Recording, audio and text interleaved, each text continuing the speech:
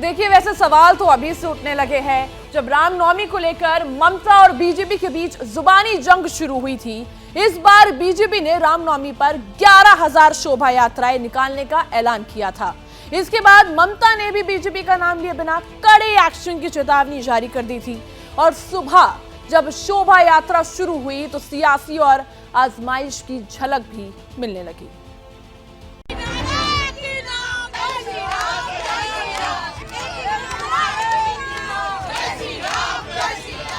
कोलकाता में रामनवमी पर शोभा यात्रा निकली तो सारे पौराणिक हथियार भी बाहर निकल आए। किसी ने गदा चमकाई तो कोई हाथों में तलवार लेकर डीजे वाले बाबू की ट्यून पर झूमने लगा।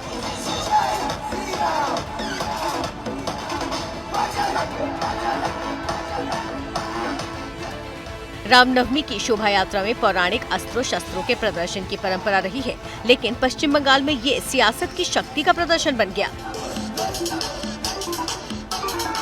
और इसी के साथ प्रभु श्री राम के जन्मोत्सव पर एक विवाद का भी जन्म हो गया। बड़े तामझाम के साथ भगवान राम मर्यादा पुरुषोत्तम है, उनका जन्मतिथि हम उद्यापन करते हैं। कहीं जुलूस होता है, कहीं पूजा होता है, शोभा यात्रा होता है।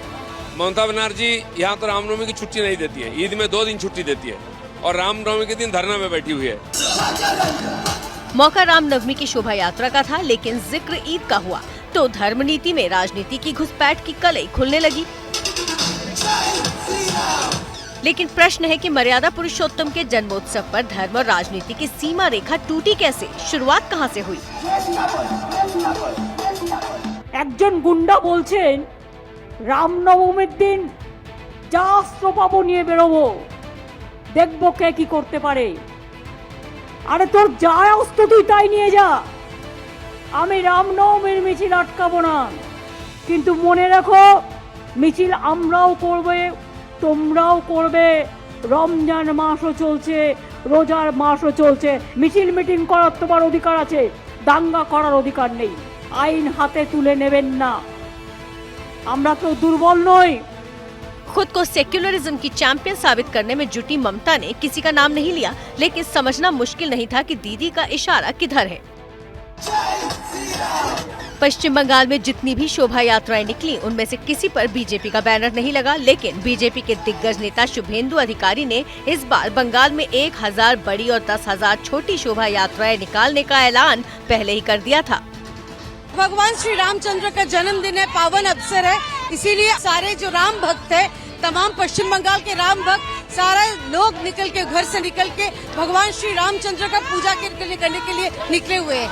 बंगाल की जो परिस्थिति है वो राम मगन हो चुकी है। हर व्यक्ति चाहता है राम की यात्रा निकले, और ये तो राम जन्मोत्सव है। ये बयान बताते हैं कि कोई 1 दशक पहले तक जो रामनवमी पश्चिम बंगाल में चुनिंदा मंदिरों और घरों तक सीमित थी, अब उस पर टीएमसी और बीजेपी के बीच जमकर सियासत हो रही है। ममता इल्जाम लगाती रही है कि बीजेपी इस तरह के आयोजनों से जनाधार बढ़ाने की कोशिश कर रही है। साल 2019 के लोकसभा चुनाव में बीजेपी ने बंगाल में 42 में से 18 सीटें जीती थी। तब टीएमसी ने बीजेपी की इस कामयाबी को धार्मिक ध्रुवीकरण का नतीजा बताया था। बंगाल में पंचायत चुनाव सिर पर है, जो इसमें बाजी मारेगा, ग्राउंड पॉलिटिक्स पर उसकी पकड़ मजबूत मानी जाएगी। इसका असर 2024 के आम चुनावों के नतीजों पर भी दिख सकता है। इसीलिए बीजेपी हो या टीएमसी, सियासी बढ़त के लिए दोनों ने अपने अपने हथियार तलाश लिए हैं, और जैसे जैसे चुनाव करीब आएगा, इनकी धार भी तेज होती जाएगी। जैसे ही घड़ी का काटा दोपहर 2:30 पे आए, बबीता जी का दिल सास बहू साजिश के लिए मचल जाए। और ये है इनकी बहू, पूरे दिन ऑफिस की टेंशन हो जाए गॉन जब ये करें अपना फेवरेट शो फ्री टाइम पे ऑन। इनकी तरह आप भी देखें अपना फेवरेट शो अपने टाइम पर और डाउनलोड कीजिए एबीपी लाइव ऐप अपने स्मार्ट टीवी पर।